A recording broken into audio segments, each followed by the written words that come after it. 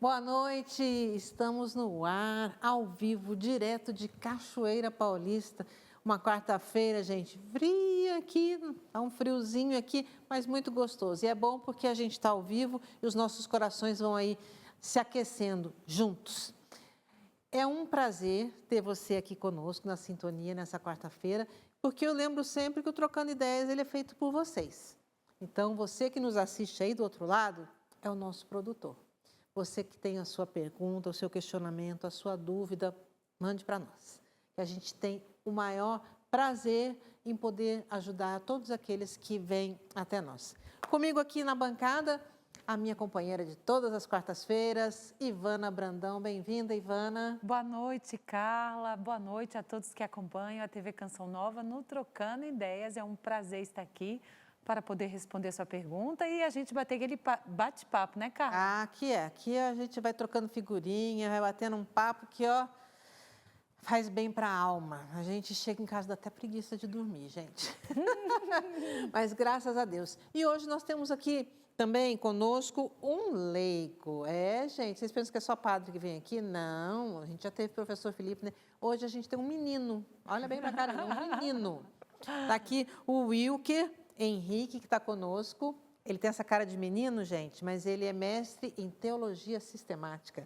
Mas mais do que isso, ele é pai, né? Ele é marido, ele é pai, ele é missionário e está sempre aqui conosco também no nosso dia a dia da comunidade, sempre abrilhantando com a sua inteligência, Carla. Né, Ivana? Verdade, verdade Wilker. mesmo. Muito obrigado, Carla. Boa noite, Ivana. Você que nos acompanha. É uma alegria entrar na sua casa para que a gente possa trocar ideias, mas também trocar, partilhar experiências, porque, afinal de contas, a nossa fé aumenta quando é partilhada, né? Eu acho que a nossa proposta é essa, né? Nutrir a nossa fé nessa partilha comunitária, em família, poderíamos dizer, né?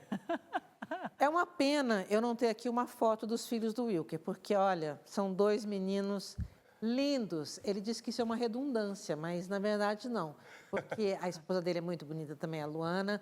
Um beijo para a Luana, que deve estar dormindo aqui cuidando de duas crianças, mas é muito bem-vindo.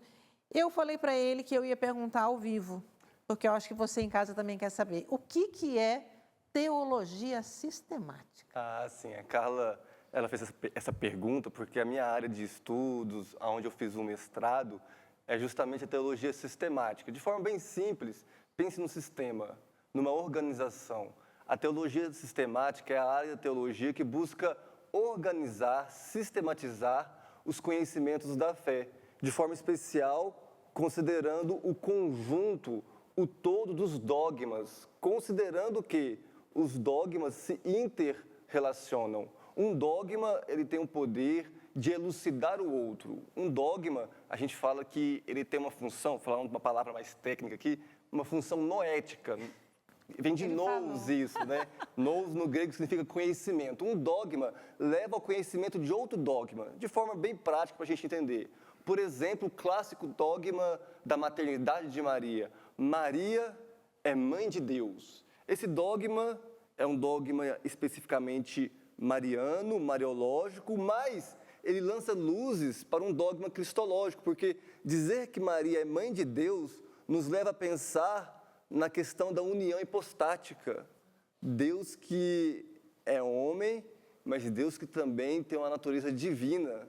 Então, só para tentar explicar bem resumidamente, falar de uma teologia sistemática é falar dessa tentativa de organizar o conjunto da nossa fé cristã. Um dogma agarra no outro, né, Wilker? Bem mineirês, né? No mineirês. Um abraço para os queridos mineiros. O Wilker é mineiro, então um dogma agarra no outro. Isso mesmo, gostei. Que bom. Tá aí, gente, né? Viu como é que a gente vai aprendendo as coisas, né? E vocês sabem o que é um dogma? Depois a gente entra nesse assunto. Mas eu quero convidar vocês desde já a participar conosco. Entre em contato conosco através do Instagram. Tá? Você pode entrar no meu Instagram, que é @carlastucci, mandar sua pergunta, participe conosco através do Instagram, o da Ivana, que é @Ivana_Costa_CN. Então, o Instagram dela também, e o Instagram, @trocandoideias.cn. Ai, ela mandou eu olhar, gente, desculpa, minha produtora. É aqui, ó, O Instagram é Trocando Ideias CN, @TrocandоIdeiasCN. Ela mandou olhar porque ela esqueceu também, tá? E o nosso e-mail, que é trocando.ideias@cançãonova.com. Vocês pensam que só o apresentador que erra? Não, o produtor também de vez em quando tem uns falhos. Wilker, a Carla é uma pessoa completamente assim ilusitada no ao vivo. Eu fico impressionada. A Carla nasceu para ao vivo. Ah, gente. meu Deus do céu. Que pique, né, gente? 10h30 da noite, ela tá assim no maior gás. Vamos lá, tem que esquentar, Ivana, tá frio, a gente tá aqui assim, ó. Vamos lá. Mas então, envia aí, guardaram, né? Tá aí passando as nossas redes sociais para que você possa participar conosco. O Wilker já começou assim, dando um baita de um pontapé inicial aí, já rumo ao gol, porque explicando que essa teologia sistemática é um negócio e tanto, né?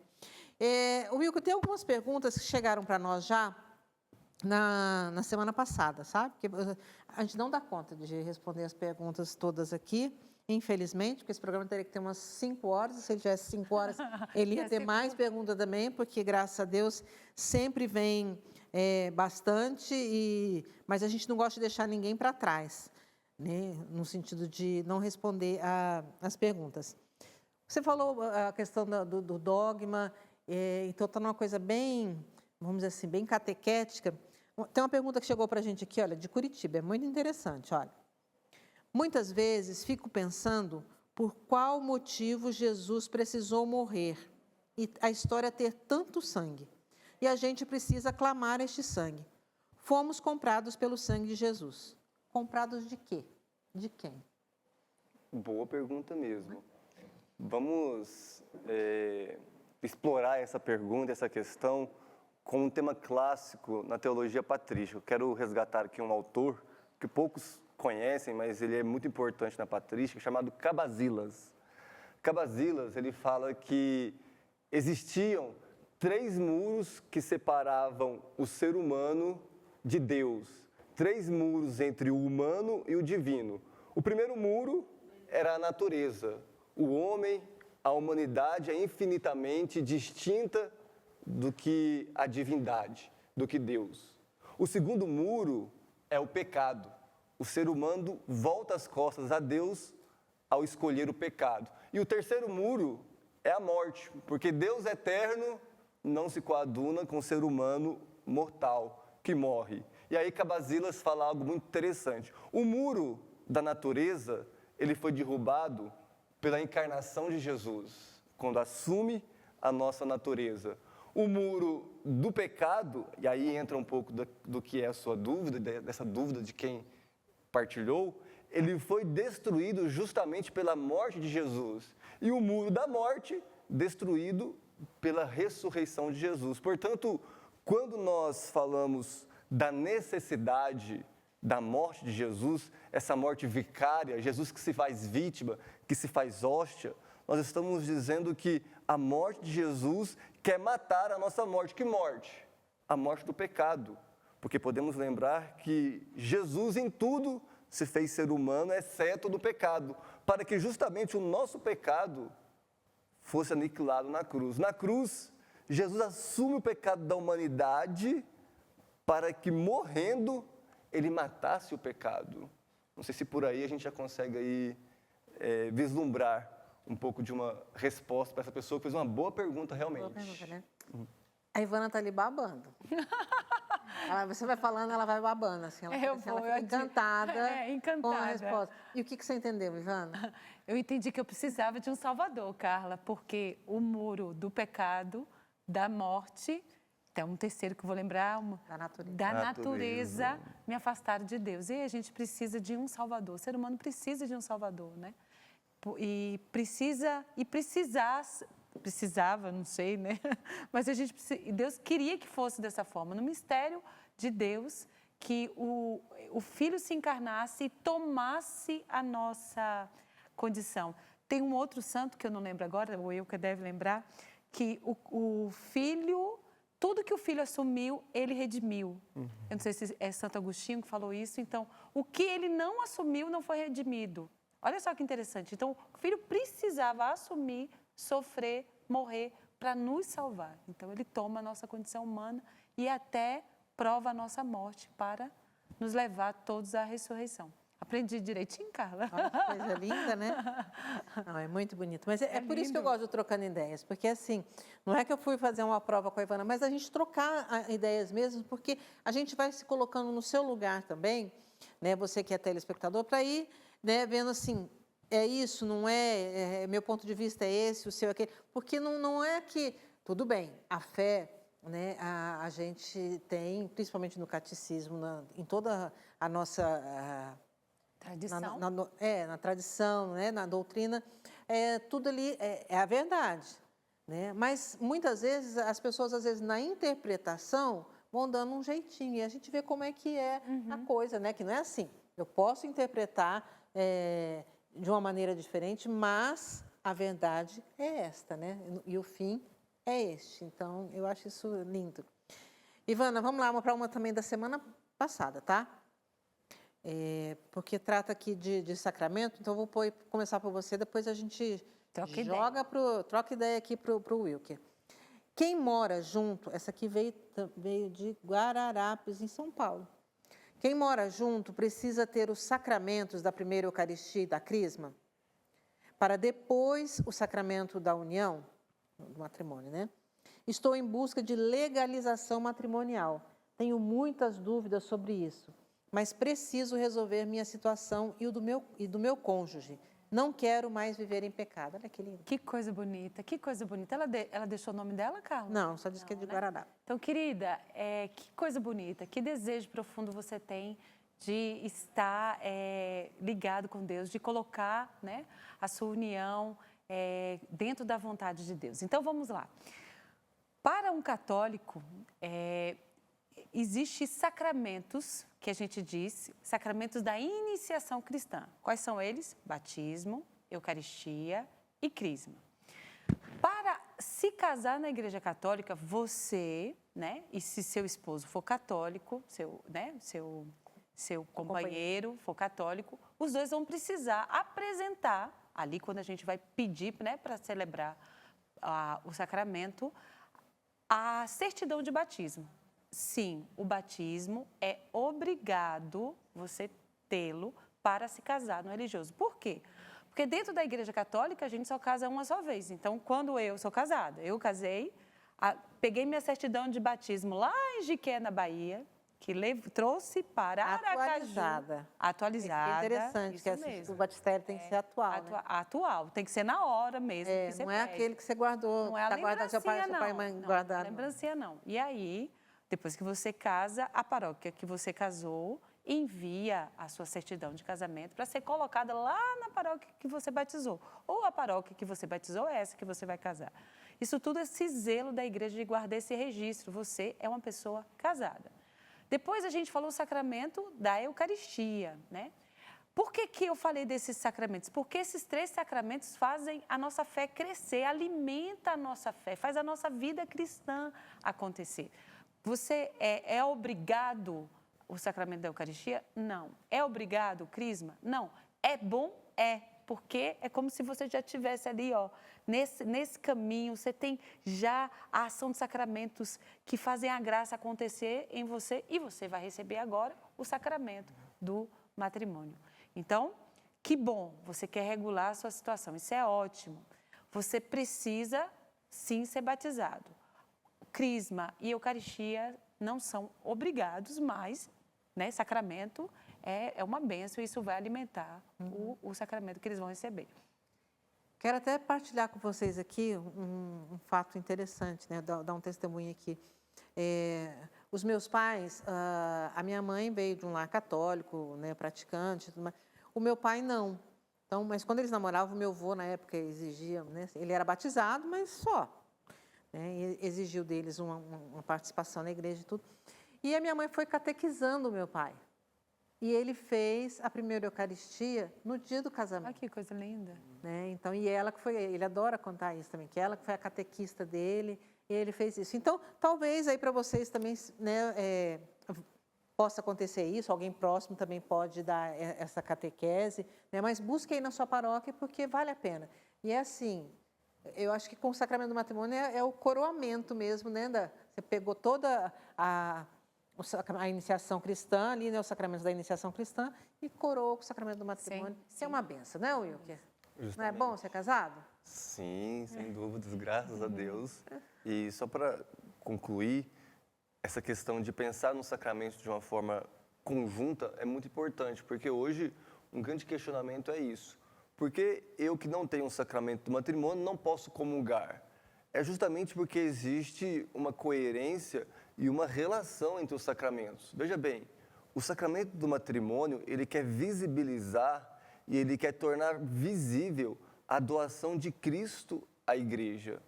Quando a gente vai casar, a gente escuta isso, né? O esposo é chamado a doar a sua vida como Cristo doou a sua vida à igreja.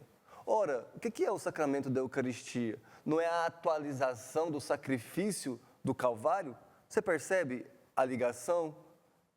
O matrimônio que visibiliza o sacrifício de Cristo à igreja, a doação de Cristo à igreja, e o Calvário que atualiza isso, a Santa Missa que atualiza o Calvário. Você percebe que existe uma estreita ligação. Então, é o que nós chamamos de coerência sacramental. Então, acho que você pensar, sim, em regularizar a sua vida, buscando o sacramento do matrimônio, é muito importante, mas nesse contexto, porque um sacramento nos prepara e nos leva ao outro também, a partir da iniciação cristã, como a Ivana bem disse também, do batismo. Como vocês disseram, num bom mineirês, essa igreja é um trem, né? Tudo agarradinho um no outro, né? É um trem bom, né, gente? É verdade, Carla. Porque tudo tem coerência, tudo vai bonito puxando, isso, né? né? Um puxa o outro, não fica nada solto assim, caiu de paraquedas. Não, tudo vai tendo sentido e vai agregando. Gente, a nossa igreja é linda. Nós vamos para o intervalo, Já? tá vendo, Wilton? Já. Viu? Vamos passar rápido. Primeiro intervalo já, mas é rapidinho, a gente já volta com mais pergunta e eu espero estar aqui com a sua pergunta assim que a gente voltar. Estamos de volta aqui no programa Trocando Ideias. Eu não falei para você que era rapidinho? Aqui é, assim como passa também, os blocos passam rápido, o intervalo também. E nós vamos continuar aqui, ó, sem muita conversa hoje, porque a gente quer dar conta dessas perguntas aqui, gente, porque tem cada pergunta interessante chegando aqui, ó. Vamos lá, dona Ivana? Vamos lá. Vamos lá, então. O Wilker disse que era para ela, porque a pergunta veio para um padre, gente. Mas como nós não temos um padre aqui hoje, mas nós temos 2 bons leigos aqui, viu, missionários? O que eu faço para meu esposo parar de murmurar? Praticamente todos os dias ele chega do trabalho reclamando, porque também trabalha aos finais de semana. Diz que está cansado de esperar uma promoção, que não acontece. Ele é um excelente funcionário, bom esposo, porém, além de reclamar das coisas, ainda tem um defeito, que é chamar muito palavrão. Minha querida, né? A gente sabe que dentro da casa, do lar, a gente quer um clima de paz, de concórdia, de alegria. Eu imagino essa situação que você sente. E o que eu diria para você, seja a primeira a cultivar a paz, né? Eu fico pensando no esposo que chega do trabalho muitas vezes chateado, angustiado, né? Porque ele deve ser aquele primeiro que quer dar uma melhor qualidade de vida para vocês, né? Poder se organizar melhor para estar em casa nos finais de semana, para aproveitar de você e dos filhos, né? Porque e quanto isso, olha só que interessante, o quanto isso mostra que o ser humano precisa de um tempo familiar, né? Que essa cultura de trabalho, de rapidez, de utilitarismo da pessoa humana não é normal e isso é muito bom, isso é bom a gente... A gente está chegando num absurdo de ter que socializar familiarmente, né? É verdade, Carla. Porque fala só em socializar, mas na família. Na família, né? Então, é importante. Então, tente transformar primeiro, receber bem o seu marido, né? E depois, criando esse ambiente familiar, converse com ele. Fale para ele que, olha, que você gostaria que ele diminuísse nas palavras, nos palavrões, como você falou. Explica para ele, talvez, que isso não é bom para você, para os filhos, se você tiver um filho, para o clima familiar. Eu acho que um bom diálogo, uma boa conversa, dizer como você se sente, né, sobre tudo isso, não acusando ele, mas como você se sente com essas palavras, dando a ele outra opção, né? E eu diria também, minha querida, rezar, né? Porque você falou assim que ele espera, né, promoção. A gente sabe que quanto isso é difícil na vida do marido, né? Que, como eu falei, muitas vezes ali está batalhando para uma condição melhor de trabalho. Rezar por ele, rezar com ele, se possível, né? E dando essa força e pedindo que a Deus, né, que abra as portas para que ele possa ser reconhecido no trabalho dele. E você falou uma coisa muito importante, ele é um bom esposo, ele é um bom pai, e isso é o mais importante, é desse ponto aí que você tem que criar o trampolim, né, forças para poder criar na sua família esse ambiente de paz, de alegria, e tentar achar nesses poucos horários, talvez, né, esse momento onde ele se sinta de fato à vontade. Eu acho que é muito importante, né? Hoje mesmo eu estava lendo algo que José Maria Escrivá disse a casais aqui em São Paulo, né? Ele falou para as esposas, né? Eles falaram, olhem, mesmo se você já está ficando velha, eu achei tão engraçado, né? Muda a fachada, cuida da fachada, porque é tão bom quando o marido volta para casa e quando ele pensa em voltar para casa, né, que ele sabe que ele vai encontrar a esposa, que ele sabe que muitas vezes ela vai fazer o máximo para também recebê-lo bem. A gente sabe que hoje a nossa vida é corrida, muitas vezes até a esposa também está num pique de trabalho acelerado, né? Então dá esse tempo a dois para criar um clima legal na família. Uhum. A Ivana falou uma coisa que me fez lembrar algo que o Padre Jonas repetia muito para a gente, né? A restauração começa pelo positivo. Então, tente olhar para o seu esposo e ver o que é positivo da realidade de vocês que você pode evidenciar. Eu, falando agora como homem, né? Esse homem que chega em casa, eu faço o exercício de olhar para mim e saber que a minha vida ela é um todo composto por diversas partes que eu não posso absolutizar uma parte. Eu sou muito preocupado, muito responsável com as coisas do meu trabalho, eu dou aula aqui na Faculdade de Canção Nova, tem as coisas próprias da nossa comunidade, e quando alguma coisa dá errado, quando eu sinto que eu não estou rendendo, eu também me cobro muito e acontecem as chateações normais, as preocupações, só que eu faço um exercício, quando eu estou voltando para casa, eu lembro, olha, a minha vida, ela é trabalho, mas a minha vida é também família, então aquilo que não deu certo até agora no dia do trabalho não pode atrapalhar essa outra realidade tão importante que é a minha família.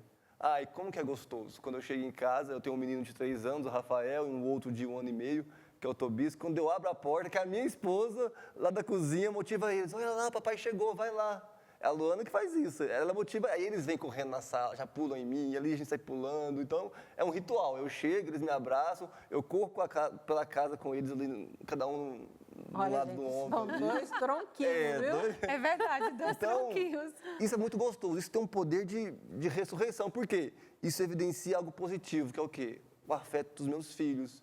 Não é que eu vou esquecer os problemas, não é que no outro dia os problemas não estarão me esperando, mas eu estou separando, sabe? Aqui é a hora do meu filho, aqui é a hora da minha esposa. Então, os problemas do trabalho não podem ser misturados. É claro, o ser humano ele é a coisa vai estar muitas vezes interferindo, mas assim, se eu consigo fazer esse exercício de racionalizar e de escolher, eu e a Lu, a gente sempre conversa isso, né? Nós precisamos nos escolher nesse momento, porque problema a gente sempre vai ter. Dívida, sempre vamos ter. Então, se a gente não se escolher, a gente nunca vai estar bem um com o outro, porque hora é problema com o filho, hora é problema na escola, hora é problema com o dinheiro, hora é problema no trabalho, então, hora é saúde. Então, se a gente não se escolher, a gente nunca vai ter um momento agradável. Exatamente. Eu tenho um testemunho para dar. Pode falar. Isso é a minha sogra que me ensinou, né? O pai do meu marido, ele era policial. E ela chegou um dia, ele chegando em casa, mostrou para ele um prego na porta. Virou para ele assim, olha, o militar fica ali naquele prego. O militar que escuta palavrão e fala palavrão, né? Fica ali naquele prego. O homem, que muitas vezes precisa usar da força, né? Da violência, fica ali naquele prego. Quando entra em casa é o pai. Então, minha sogra ensinou o meu sogro a repartir. Quem entra em casa é o pai e o esposo. Olha que bonito. Tá aí, né? Vamos lá aproveitar, gente. Põe um prego na sua porta aí e a gente, né, vai conversando. Vai conversando. O que precisa ficar ali naquele prego, né? São coisas assim que a gente vê, mas põe um sinal, né? É um sinal. Estou falando do prego, não precisa ser necessariamente um prego, mas a gente colocar algo que faz, não, vamos fazer diferente a partir de agora, né? Porque a gente tem que lembrar sempre isso que a gente fala nos programas aqui. A vida matrimonial, ela é feita a dois, a vida conjugal. Então, não adianta só um fazer uma coisa, só um querer outra coisa. Tudo dentro do casamento é feito a dois. É um projeto construído a 4 mãos, né? Então, não adianta você tentar fazer as coisas sozinho. Precisa do diálogo, precisa chegar aí nessa conciliação para poder um ajudar o outro, né? E lembrando que às vezes a ajuda é isso também. Às vezes a gente suportar algumas coisas, né? Porque às vezes a gente tem que suportar mesmo e ajudar ali, ó. A Jonas também dizia para mim que o Cleto era um diamante bruto, que eu ia precisar lapidar, né? Eu acredito que eu dei uma lapidadinha, ainda tem muito ainda, mas a gente precisa fazer isso, a gente tem que ir se burilando ali também para a gente ir mantendo o brilho, né? Verdade, Carla, mantendo o brilho. No nosso relacionamento. Mas vale a pena, viu, gente? Olha aqui, vamos lá, meninos, os dois aí. Olá, eu e meu esposo somos católicos, mas ele tem fortes tendências protestantes, o que me irrita várias vezes. Só ouve músicas protestantes, não acredita em santos, mas diz que é católico. Me irrito muito porque não quero que influencie nossa filha para isso. Acabamos sempre discutindo, porque se diz católico e, na verdade, não é. Como viver melhor? Eu sou um pouco intolerante. Acho que ela já respondeu, né? Eu parto daquilo que a gente acabou de dizer. Nada melhor do que um bom diálogo, né? Uma boa conversa, né? E aí, uma boa conversa, e ela parte do princípio que a gente, para ter uma conversa inteligente, a gente precisa querer aprender com o outro. Então, quando você conversar com seu marido, aprenda o quê? Por que ele acha tudo isso? Escutar até o fim, né? Muitas vezes a discussão acontece porque a gente não escuta o outro até o fim, né? Então, o diálogo, como a Carla falou. Depois o Wilker falou uma outra coisa, que agora fugiu da minha cabeça. Pode uma coisa dessa? Né? Mas o diálogo, vamos lá. Depois você falou que você é intolerante, né? Positivo, pronto, parta do positivo. Olha que bom, né? Ele é um homem religioso, isso já é um grande passo. Você tem um homem religioso na sua casa, que acredita em Deus, que caminha talvez com você dentro da fé católica. Talvez ele tenha prerrogativas por coisas que talvez viveu, escutou, né? Então, assim, nada melhor do que uma boa catequese, né? E um coração de esposa pode, aos pouquinhos, em vez de entrar na discussão e da intolerância, trazendo uma boa catequese para dentro de casa. Hoje a gente tem, graças a Deus, aí, com a internet, uma facilidade de conteúdo, de bom conteúdo, preste atenção, bom conteúdo, para que a gente possa crescer. A Canção Nova tem, assim, no CN Plus, tem tanta coisa. Pega aí a Escola da Fé com o professor Felipe Aquino. Mesmo no site, né? Informação tem muita ali. Muita coisa, né? Então, assim, trazer essa catequese para dentro da casa e aí você ir mostrando para o seu marido, né? Eu acho que a gente pode ir começando por aí. Sim. Enquanto eu escutava essa pergunta, eu sei que na sua partilha deixou bem claro que o seu esposo também é católico, mas com esse viés aí protestante, enfim, né? Mas, quando você falava isso, me vinha à mente alguns princípios que a igreja nos diz para conviver com outras denominações. Não é o seu caso, o seu esposo é católico, embora ele tenha esse viés protestante. E dentro desses princípios, o que é importante a gente ter claro? A palavra ecumenismo, quando a gente fala de ecumenismo, conviver com diferentes, de religiões diferentes, ou outras denominações cristãs, ela não se baseia num ecumenismo doutrinal, porque aí pode virar sincretismo. Então, tente não centrar-se na doutrina, porque o ecumenismo, para ele ter uma consistência, ele precisa ser um ecumenismo de finalidades e um ecumenismo espiritual. Quando a igreja pensa no ecumenismo, tem esses dois viés, um ecumenismo de finalidade e espiritual. De finalidade, por exemplo, quando as igrejas estão se relacionando, as denominações cristãs, existe algo em comum ali. A finalidade de rezar pela paz, por exemplo. Hoje, no contexto de guerras, né, no contexto tão caótico que a humanidade vive. Isso, né? Então, Quantas vezes? é um ecumenismo de finalidade, em prol da paz. No seu caso, aqui é apenas uma analogia. Eu sei que sua esposa é católico, né?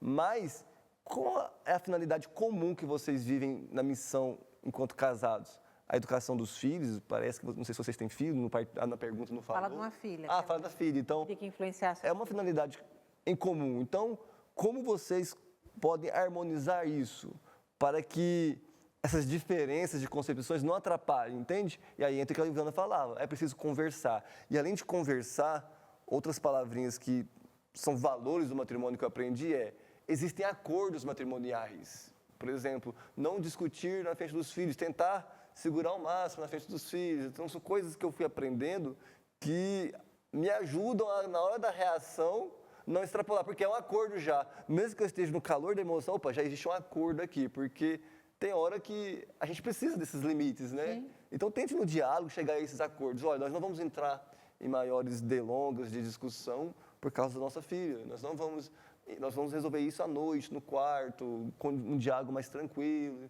Então, é só para complementar aqui, né?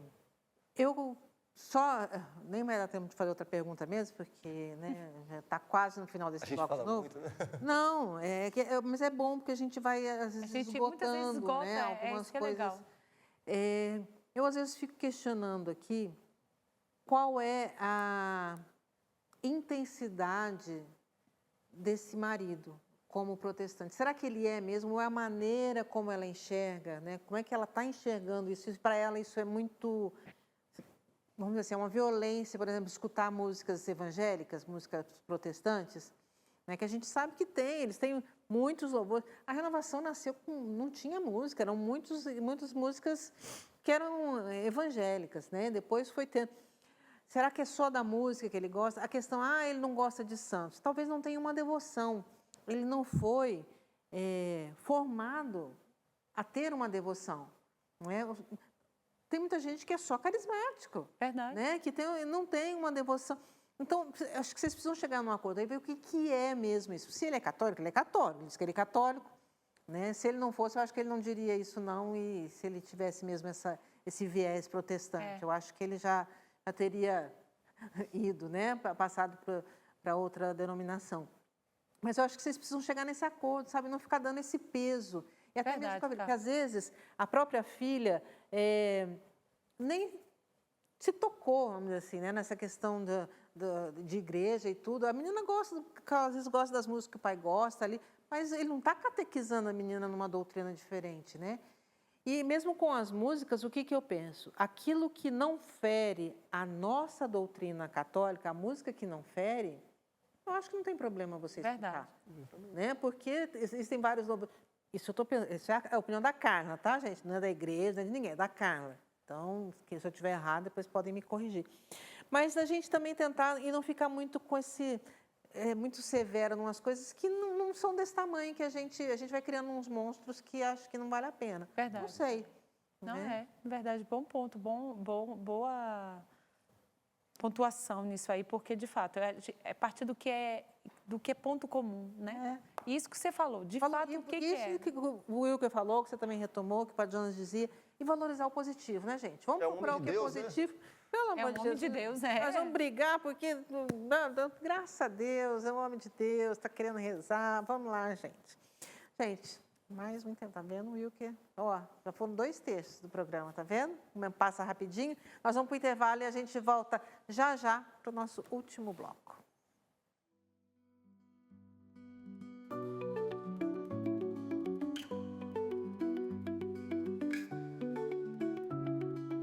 Estamos de volta aqui no programa Trocando Ideias. Lembrando que esse programa é ao vivo, hein, gente? Exatamente, é ao vivo. Quarta-feira à noite, toda quarta-feira, às 22h30, nós entramos ao vivo aqui direto de Cachoeira Paulista. Mas agora já estamos no finalzinho, no último bloco deste programa. E eu quero já mandar um abraço, um alôzinho, como diz a Darlene, nossa produtora aqui, para o pessoal de São Bernardo do Campo, São Paulo, ali no ABC, né, que está agradecendo, achando o programa interessante, que acompanha a Canção Nova. Um abraço para vocês, obrigada aí pela audiência, tá? E também de Machados, Pernambuco. A Amanda e Josefa Alexandrino estão pedindo um alôzinho. Tá aí, o nosso alôzinho. Um abraço para vocês e obrigada pela audiência de vocês. Olha, gente, é interessante. A gente vê nesse programa muitas mulheres pedindo ajuda, né? E falando como proceder com o marido, que faz isso, faz aquilo. Agora nós temos a pergunta de um marido aqui, tá? Que é aqui do estado de São Paulo. Ele diz assim: qual ação tomar quando a esposa, no casamento, disse que ia praticar a religião católica, mas depois não segue mais e não te acompanha nem nas missas? Isso acaba causando uma divisão na família. Bom, se a gente buscou casar e buscou casar bem com alguém que possivelmente quer caminhar com a gente na igreja, nos caminhos de Deus, a gente sem dúvida buscou uma finalidade do matrimônio, que é a nossa santificação através do matrimônio. Então eu quero começar por essa via. Você está vivendo um drama, uma frustração, uma decepção. Você provavelmente no namoro, provavelmente nesse tempo de discernimento, colocou esse peso. Olha, ela é uma mulher de Deus, ela vai me ajudar nesse caminho da santidade, nesse caminho de construirmos juntos uma família de Deus, então é ela a mulher. E agora você se vê nessa situação de frustração mesmo. E aí, o que eu poderia dizer a princípio?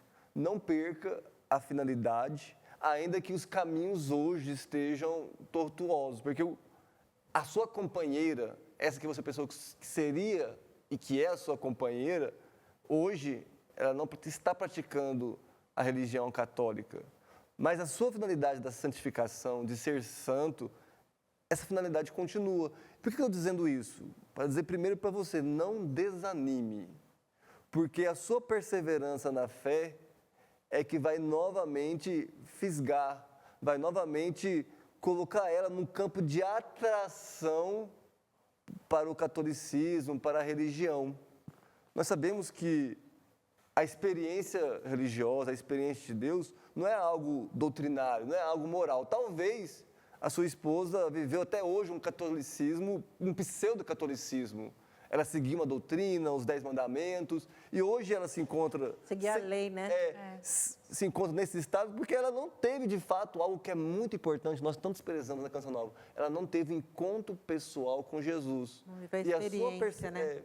A sua perseverança, o seu sacrifício, a sua oração pode ser esse instrumento para que agora, verdadeiramente, ela tenha um encontro pessoal com Jesus. Então, eu penso que as suas orações, que a sua luta, que a sua perseverança tem que ser nesse sentido, o encontro pessoal com Jesus. O Padre Jonas sempre falava isso também, né? A gente que escuta as palestras dele, que nós temos nossos documentos, tem coisas que só o batismo do Espírito Santo e o encontro pessoal com Jesus.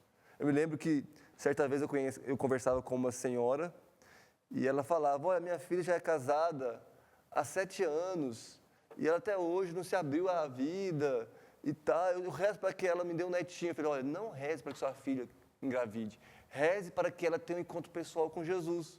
Porque quando ela tiver um encontro pessoal com Jesus, aí ela vai se abrir para a vida, para aquilo que é a finalidade do matrimônio. E realmente foi isso que aconteceu.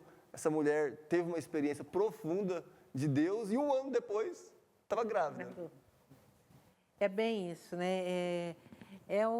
Vamos dizer assim, o pulo do gato, né? Eu falo muito isso também, principalmente para pais, né? Que às vezes ficam pensando: o que eu faço com meu filho? Gente, nós precisamos rezar sempre pelo batismo no Espírito Santo dos nossos filhos. Desde o ventre e até o dia que a gente morrer, a gente tem que rezar, porque, né, é só o batismo no Espírito, é só eles tendo esse encontro pessoal com Jesus que eles vão mudar de vida. Não é pela força, né? Não adianta eu obrigar, eu brigar e obrigar, não vai. Então, mesmo você, marido, né? Não adianta aquela coisa chata, né? Convide a sua esposa, né? Estou indo à missa, vamos? Não vou. Não faça cara feia, vai oferecendo. Eu acho que tem alguns sacrifícios que a gente tem que oferecer. E que é isso, é com o testemunho que a gente vai convencer o outro, né? Que vale a pena eu estar indo à missa, né? Que eu também não estou indo na igreja por cumprir a lei, mas é porque eu gosto, porque eu preciso, né? Porque eu tenho essa necessidade. Não sei. O que você pensa, Ivana? Quando eu respondi essa pergunta, eu lembrei de uma história de um grande escritor inglês, Chesterton. Eu acho que eu falei errado, porque eu embolei aqui, mas ele era anglicano de origem, casado. Ele se converteu ao catolicismo, se apaixonou pela fé católica, se converteu, só que sua esposa não se converteu, né? E ele foi ali vivendo a fé, testemunhando com amor, escrevendo, empolgado com essa experiência, né, de encontrar a fé católica e respostas na fé católica. E aqui a gente não pode esquecer que a Inglaterra ela é anglicana, né? E ele se converteu em 1922, somente 4 anos depois, a sua esposa, que era anglicana, se converte à fé católica, né? E é bonito isso, porque é dessa experiência de encontro com Cristo, né? Essa experiência de entender que eu encontrei na fé católica as respostas para verdades, né? Foi um grande homem, um grande escritor e, sobretudo, né, um homem que defendeu a doutrina e a fé católica. E ali ele caminha com a esposa dele e somente depois de 4 anos ela se converte à fé católica. É muito bonito, né? São vários testemunhos. O mais recente é Scott Hahn também, que escreveu. Verdade. Né? Tem também esse testemunho que ele se converteu e a esposa depois. Então, são assim, mas é sempre no respeito também pelo outro, né? Que a gente tem que sempre lembrar isso. O nosso amor também passa pelo respeito que a gente tem da individualidade do outro, né? Mas é muito bonito, vale a pena você... E, Carla, sabe o que eu acho também? Essas coisas nos santificam, né? Um homem desse que coloca o joelho no chão, que reza, essas situações santifica santificam a família, é verdade, Carla. Não só você, pode ter certeza que não também só a esposa, mas se tiver filhos, né, são sacrifícios que a gente oferece a Deus e vão santificando mesmo. Gente, tem uma pergunta aqui que é bem interessante. Ela é de São Paulo. Ela diz assim, sou cantora. Seria errado eu cantar música dos Beatles? Uma vez que alguns falam que esta banda influenciou negativamente a juventude no passado. A Suzy de São Paulo. Suzy, a primeira coisa que eu gostaria de perguntar também, se eu pudesse, né, a oportunidade de perguntar a você, quando você se diz cantora, você é uma cantora católica, canta no grupo de oração, né? Saber um pouquinho, ou se essa é a sua profissão, né? Se a gente entra do domínio da profissão, isso é bem interessante essa pergunta que você faz, porque aí se você já começa a entender que tem coisas que dá para cantar, tem coisas que não dá para cantar, né? E isso é legal. Eu vou partilhar com você algo que eu aprendi do Padre Jonas, quando ele diz da música, né? Principalmente para nós, membros da comunidade de Canção Nova. O padre sempre falava da boa música, né? Que a gente tem que, se possível, escutar, né? E quando escutar a boa música, aquela música que vai nos levar a uma experiência. E quando eu vou falar assim, não somente uma experiência religiosa, mas uma experiência espiritual. Quero dizer o quê com isso?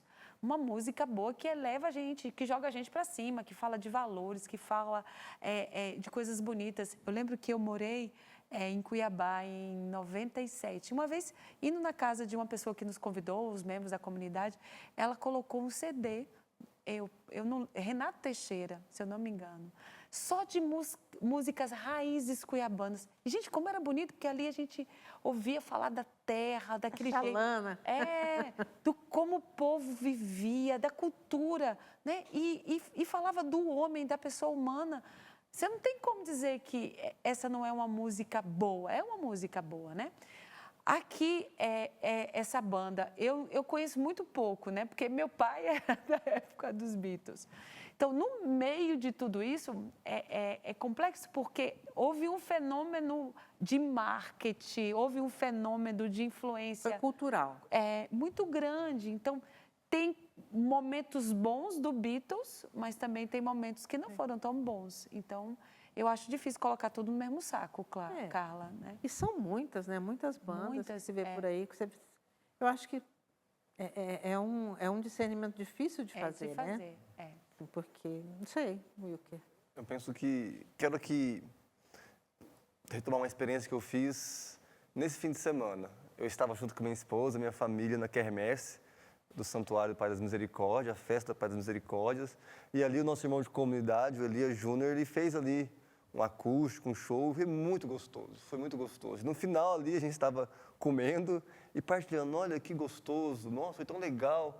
E por que a gente estava partilhando isso? Porque as músicas do Elias, elas transmitiam uma poesia que traduziam coisas da nossa vida. Ele cantou música que falava da amizade, cantou música que falava do amor, que falava de Deus, do pecado.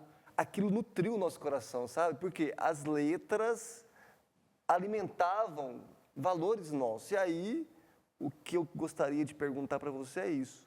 Olhe para as letras daquilo que você canta dos Beatles. Isso alimenta os seus propósitos de vida, porque se você está perguntando isso, você já tem uma experiência do amor de Deus. Se você está incomodada, com certeza você já foi seduzida por esse amor maior. Isso alimenta seu coração? Essas músicas alimentam a sua fé? Nós precisamos tomar cuidado, porque às vezes a gente perece na fé por falta de alimento. Uma vez eu escutei do meu diretor espiritual uma coisa que me marcou muito. Ele falava assim, Wilker, quando nós não alimentamos as escolhas que fazemos, as escolhas que não fazemos tomam conta da gente. Então, é preciso alimentar a escolha que você fez por ser uma mulher de Deus, uma mulher de valores. E aí, diante do que você canta, diante das letras dos Beatles e outras bandas, é preciso que você faça essa revisão. Isso alimenta os meus valores? Isso alimenta o meu estado de vida? Então, a reflexão que eu faço é essa. Ótimo. Então, é um discernimento que é muito pessoal e você precisa fazer isso, né? Eu acho que não só com relação a essa banda, mas tem tantas outras, é algo que é isso, me faz bem. Se não faz bem para mim, muito menos para os outros, né? Porque o que eu não quero para mim, eu não quero para os outros também. Então, fazer esse discernimento aí que é mais complicado. Nós estamos quase chegando no final do programa, o Wilker, mas eu vou voltar lá na teologia, tá? Então, olha, a pergunta que está aqui diz assim, Deus criou a pessoa para quê? Deus fica me assistindo? Ele me controla? Tem um controle remoto ali? Ele me deixa livre? Vamos lá. Se a gente olhar para o catecismo vai nos lembrar que o ser humano, se nós olharmos também para o relato de Gênesis, da criação, o ser humano foi a única criatura que Deus criou com a capacidade de conhecê-lo e amá-lo. E aí reside a finalidade da criação do humano. Conhecer, amar Deus, participar da vida divina. Nós temos na igreja um grande santo chamado Santo Irineu, e numa das suas obras, consideradas uma primeira obra da teologia sistemática, a Diversos Hereges, ele fala o seguinte, a glória de Deus é a vida do homem, mas a vida do homem é a visão de Deus. A visão de Deus, o encontro com Deus, a contemplação de Deus é que vai nos realizar em nossa existência. Isso significa que nós somos criados por Deus e é em Deus que nos realizamos. E falando da liberdade, sim, Deus nos criou livres. Falando de teologia, já que está aqui na minha área, vamos para a teologia bíblica, exegética. Se a gente pega o relato da criação, no seu original hebraico, quando se fala que Deus criou o ser humano, no hebraico é usado um verbo chamado bara. Bara, traduzido para a nossa língua, ele significa mais ou menos o seguinte, fazer separando. Quando a gente olha para a nossa tradução, Deus criou, no hebraico, o que se entende é Deus fez separando. O que isso significa? Que Deus quis fazer algo diferente dele, separando dele. Ou seja, a criação de Deus é um gesto de dar autonomia, de separar a sua criatura dele, para que aquela criatura, com a sua liberdade, pudesse buscar a Deus. E isso é tão grandioso, é tão belo, que certa vez, numa entrevista, o Papa Bento XVI foi perguntado sobre a questão da liberdade. Se a liberdade é a maior das graças que o ser humano recebeu. E ele falou, não, a liberdade não é a maior das graças que o ser humano recebeu, porque a liberdade não é graça, sabia? A liberdade não é uma graça, porque quando falamos de graça, nós estamos falando de uma intervenção de Deus fora da criação, um milagre, para além das leis naturais. E a liberdade está inscrita na lei natural do ser humano. Então a liberdade é um dom, é uma dádiva da criação, mas não é graça porque eu fui criado livre. Então, nessa perspectiva que Ratzinger falava isso, Bento XVI falava isso nessa entrevista. Não tenho mais nada a completar depois disso. Nada a declarar? Nada. Só contemplar o mistério, né? Que bonito. Mas é muito bonito. É né? bonito. É muito bonito. E essa questão da liberdade e da gente poder escolher, né? Realmente é... Olha, Ô, Carla, só... sendo que não, né? Porque às vezes eu brigo com Deus. Por que o senhor fez a gente livre? Vá, manda fazer do meu jeito mesmo, porque fica mais livre, a gente só vai burrada. É, não completando, mas se extasiando, né? Deus não sabe fazer outra coisa se não dar, né? Então, assim, o movimento da nossa criação é um Deus que não sabe fazer outra coisa, a não ser dar, né? Então, a nossa criação é um transbordar desse Deus que só sabe dar. E a gente aqui só sabe agradecer. Agradecer a Deus pela oportunidade de estar aqui, de poder viver este programa, mas também a graça de poder, né, estar aí com você todas as quartas-feiras, a gente poder estar junto. Então, eu quero agradecer muito também o Wilker e Ivana, obrigada por terem vindo. Wilker, Deus te deu a liberdade de vir aqui quando você quiser. Verdade, Wilker. Obrigado pela confiança. Estamos aqui, ó, de portas abertas para você. Você viu que não dói, né? Sempre no final desse programa, viu, gente? Passa rápido, não dói. E a gente está sempre aberto a aquilo que você deseja saber, que você gostaria de crescer na fé. A gente cresce tanto, eu digo que o Trocando Ideias, ele faz um bem maior a nós, que estamos aqui, porque primeiro que a gente precisa estudar, né, para poder responder, mas a gente vai aprendendo nessa troca de ideias, nessa partilha, né, de vida que a gente tem aqui, que é muito grande aquilo que a gente vive aqui, graças a Deus. Então, é uma alegria estar com vocês e a gente se encontra. Lembrando que amanhã, quem estiver vendo a reprise, né, mas amanhã é dia de Corpus Christi, gente. Vamos lá, vamos honrar o corpo de Deus. São tantos desagravos que a gente precisa fazer por esse mundo afora, né, nas coisas que têm acontecido com o corpo de Cristo. Então, amanhã não é feriadão, tá? Amanhã é dia santo, é dia do corpo de Deus. Então, vamos participar, vamos viver bem este dia e vamos estar aí, ó, prontos para a próxima semana. Até!